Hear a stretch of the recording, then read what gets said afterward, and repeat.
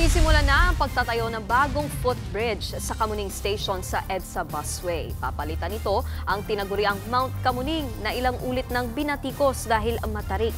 At live mula sa Quezon City na sa frontline ng balitang yan, si Gerard de la Peña. Gerard, kailan daw ba matatapos itayo itong footbridge?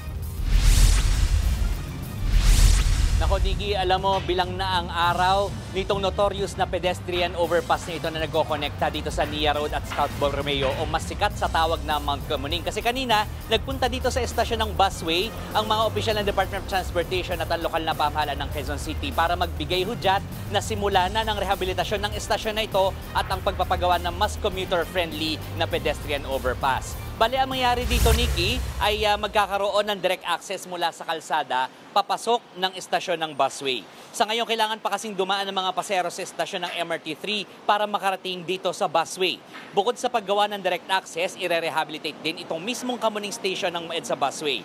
Plano ring maglagay ng elevator sa magkabilang entry points ng estasyon para mas madaling makaakyat ang mga PWD, senior citizen, mga buntis at mga bata.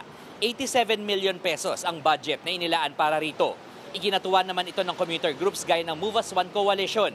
Masyado raw mahirap para sa mga pedestrian at commuter ang gamitin ang Mount Kamuning. Kaya welcome development daw ang pagpapagawa ng mas maayos at accessible na footbridge.